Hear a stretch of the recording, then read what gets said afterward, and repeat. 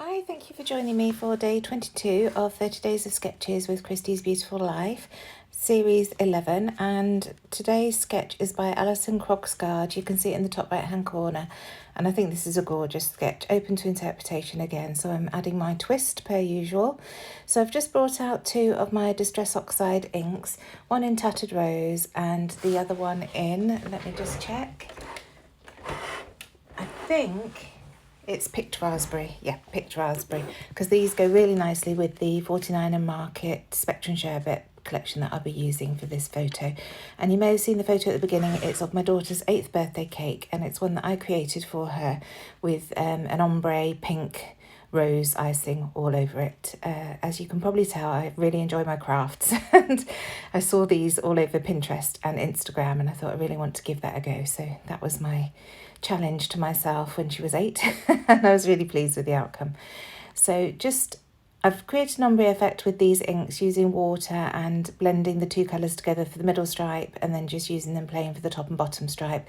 And now I'm coming in with some splatters, again in an ombre effect, round each side and across the bottom. So nearly done with that. And I just smushed the inks onto some acetate and then watered that down to use it almost as a paint. So now I'm sticking the photo onto some tissue paper, and this will just soften the edges when it's added onto the mat that I'll be creating underneath it. The photo was a 4x6 photo and I've cut it down to 4x4 just because I thought that looked better, and also I think that's what Alison had used on her sketch, which you can see there in the top right hand corner. So I'm just pulling out what I've got left from this collection, and I had these pieces that I thought would work really well, recreating that ombre. They're not the same colours as in the cake, but they're a nod to the pink in the cake, so I thought that would work. So just layering those onto the inks, which are more of a true representation of the colours that I've got on the cake there. And then, as per usual, I will distress the edges of these and get them stuck down, and then I'll embellish around afterwards.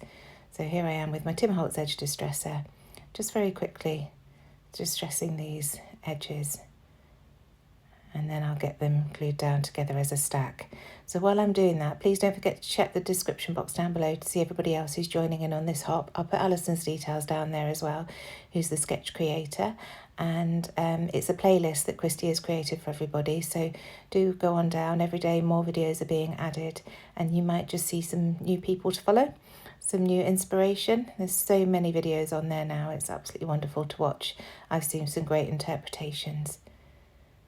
So just working out exactly where these are going to go, and then I think on this one I actually used my double-sided tape because they're quite stiff. I wanted to make sure I got a good stick, so you're coming in with my double-sided tape rather than my wet glue. Just wanted to make sure it was stuck straight down, and I'm not having to mess about moving them around, so double-sided tape was the way to go this time. And then I shall just ruffle up those edges just to create some texture and dimension. So now that's together, I can work out exactly where it's going to go and where the photo is going. So bringing in my foam pads just to put across the top of the photo, because there's a lot of depth in those layers that I've put underneath. I just felt that the top needed to be raised up a little bit so that it was level. And that's where the photo is going to go. So adding my wet glue just to get this stuck down to those layers. And then I can go ahead and get everything stuck down. So the foam pads are holding the photo in place, and now I can just add a little bit of double-sided tape underneath this mat to get it all stuck down. So now you can see I pulled out a load of the pink pieces from the Spectrum Sherbet, the bits that I've got left. This was just an offcut of a 6x8 paper, and I thought that would work really nicely as another mat underneath, just to lighten up those deep pinks that I've got going on, and they're very solid colours, so I thought this one brought something else into it because it's got a lot of ink splatters and things. So again, just distressing the edges to make sure it all matches, and then popping that down. Again, double-sided tape for ease.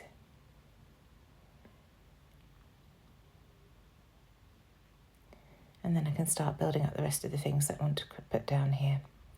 And of course, just distressing the edges as I go. where I felt it needs it. Just having to pull things up a little bit to get that nestled under.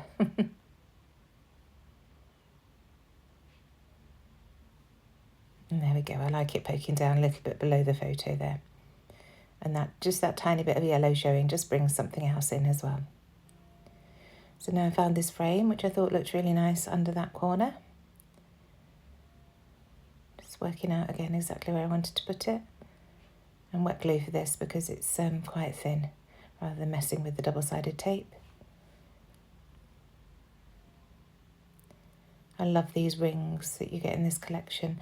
And that flare badge is one of the new Squiggles background flares that I've created for Hey Little Magpie. That's actually from the Happy Days collection, but it goes really nicely with these papers as well.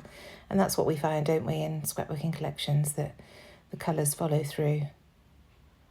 So quite often a colour that you find in one paper will be in another one. So adding that film strip frame, I'm obsessed with these film strip frames at the moment. I think they just add so much of a different look to a layout. I really like them. So while I'm enjoying them, I'm trying to get them used. And a little tag there, which I will add some string to in a minute. A ticket, because again, that brings in the black and adds something a little bit different. And of course, that title, Super Sweet, had to be on there, didn't it, with it being a cake. This lace, again, it's a different tone of pink altogether, but it just looks really nice when it's blended in with the other colours there. So I brought that in as well. So don't be afraid if you don't feel that they go together straight away. Just try it, because sometimes it just brings a different dimension to your layout when you add a slightly different tone of a colour. But I would say that's more of a peach than a pink for sure. So just gluing everything down. Checking I'm happy with the positioning. And I'm really pleased with how this is building up now. And whilst it's not the same as Alison's, you can certainly see the sketch in what I've done. Keeping the lines horizontal and with the square photo there.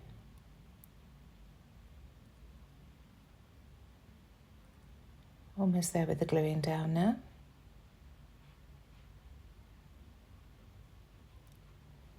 Just trying a few more bits out. Wasn't sure about that piece, but then I found a stamp and I thought that worked really nicely, just as something extra up there.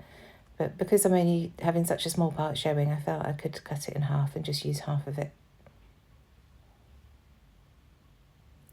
And now just making sure that this film strip is stuck down. And just turn the layout around to make that easier. So now adding the wax twine. And I've actually used a lilac here. And again, it's just bringing in a slightly different colour, and I thought that it looked really pretty against all those pinks. So just weighting that down.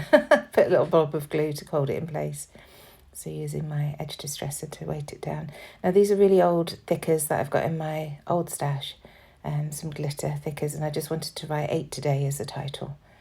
So just going through and pulling out the glitter foam thickers for that. It's not an alphabet that I would normally lean towards, but I felt that this cake definitely you could get away with using it.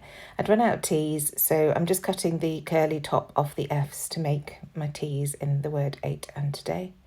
So that's why I've left all this in, just so that I could show you I've done that. And just roughly positioning it, and then I'll move everything into the right place afterwards. So now I've got all my letters, I can start moving. So there we have it. And then I've used the number 8 as well at the top there, because I just felt that was a blank space waiting for something to be put there. So also using one of the full stops to cover where the glue has been put to hold that string in place. So now I'm just going to go through with the final bit of embellishing. I'm going to add some of these pearls, just adhesive pearls from my deep stash, in a pale pink and a dark pink, and then lots of different sequins, just to add a little bit more sparkle, because it's definitely a sparkly layout. And that's it. So I'll leave you watching that and the close-ups at the end. Thank you so much for joining me again for day 22, and I shall see you tomorrow for day 23.